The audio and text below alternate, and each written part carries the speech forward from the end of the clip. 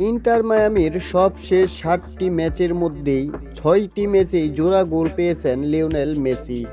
Argentine forward সেই 6 ম্যাচে করেছেন 12 গোল। মৌসুম জুড়ে অসাধারণ ফুটবল খেলে এই সিজনে MLS-এ ইন্টার মায়ামির জার্সিতে 17 ম্যাচ শেষে লিওনেল মেসির গোল সংখ্যা দাঁড়িয়েছে 18, অ্যাসিস্টের সংখ্যাটা 7। সর্বমোট 25 গোলে সরাসরি নিজের নাম যুক্ত করেছেন।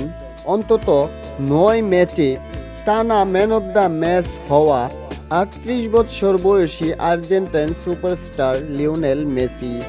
এই বয়সে এসে আরও একটা রেকর্ডে এবার ক্রিস্টিয়ানো রোনালদোকে পিছনে ফেলেছে লিওনেল মেসি।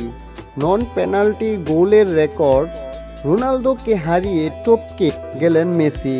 সবশেষ ম্যাচে নিউ ইয়র্ক নেটবলের বিপক্ষে ইন্টার মায়ামির 5-1 গোলের জয়ের দিন দ্বিতীয়ার্ধে দলের চতুর্থ ও পঞ্চম গোল করেছেন লিওনেল মেসি। 2টি গোল করেছেন সেই ম্যাচে।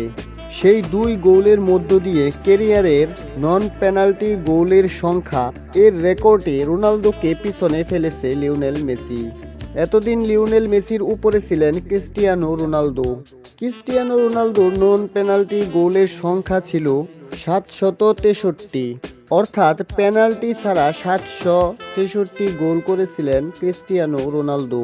নিউ ইয়র্ক রেড বুলসের বিপক্ষে জোড়া গোলে মেসি তার নন পেনাল্টি গোলের সংখ্যা নিয়ে গেলেন 764-তে, অর্থাৎ মেসি পেনাল্টি ছাড়া 764টি গোল করেছেন এখনও পর্যন্ত।